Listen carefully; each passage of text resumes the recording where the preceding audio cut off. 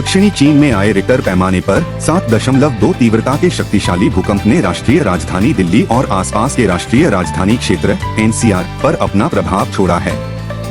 भूकंपीय घटना सुबह 11:39 बजे हुई, जिसका केंद्र पृथ्वी की सतह से लगभग 80 किलोमीटर नीचे स्थित था। भूकंपीय क्षेत्रों को समझना। भूवैज्ञानिक भूकंपीय गतिविधि के प्रति उनकी संवेदनशीलता के आधार पर क्षेत्रों को जोन 2 कम से कम खतरनाक से लेकर जोन 5 सबसे खतरनाक तक वर्गीकृत करते हैं। मुंबई जैसे शहरों के साथ जोन 4 के अंतर्गत आने वाली दिल्ली को लगातार खतरे का सामना करना पड़ रहा है। अगर रिक्टर स्केल 6 से अधिक हो गया तो महत्वपूर्ण तबाही हो सकती है। जोन 4 के अन्य क्षेत्रों में जम्मू और कश्मीर, हिमाचल प्रदेश, पश्चिमी गुजरात, उत्तर के पहाड़ी क्षेत्र शामिल हैं। प्रदेश और बिहार नेपाल सीमा पर स्थित स्थान। भूवैज्ञानिक गतिशीलता। भूकंप की जड़ें पृथ्वी की पपड़ी के भीतर गतिशील गतिविधियों में पाई जाती हैं। लगातार चलती 7 प्लेटें फॉल्ट लाइनों पर तनाव पैदा करती हैं, ऊर्जा छोड़ती हैं और भूकंपीय गड़बड़ी पैदा करती हैं। विशेषज्ञों द्वारा अनुशंसित सुरक्षा उपाय। इस हालिया भूकंप के मद्देनजर विशेषज्ञ क्षति को कम करने और जीवन बचाने के लिए महत्वपूर्ण सुरक्षा उपायों पर जोर देते हैं।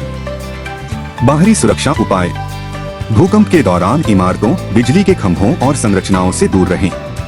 यदि वाहन में हैं, तो तुरंत रुकें और क्षतिग्रस्त सड़कों या पुलों पर संभावित खतरों से बचने के लिए अंदर ही रहें। आंतरिक सुरक्षा उपाय।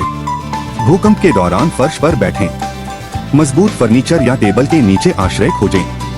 यदि उपलब्ध न हो तो सिर और गर्दन को हाथों से ढकें।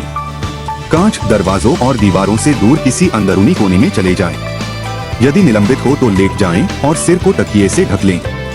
भारी फर्नीचर से सावधान रहें जो जोखिम पैदा कर सकता है। मलबे के नीचे फंसा हुआ।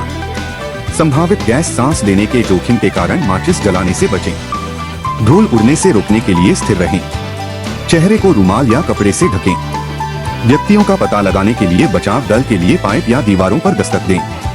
यदि संचार सीमित है तो मदद के लिए संकेत देने के लिए लगातार शोर मचाएं। भूकंप के बाद की सतर्कता।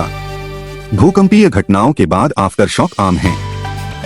घर के अंदर शरण लिए हुए लोगों को तब तक वहीं रहने की सलाह दी जाती है जब तक कि अधिकारी बाहर निकलने को सुरक्षित घोषित न कर दें।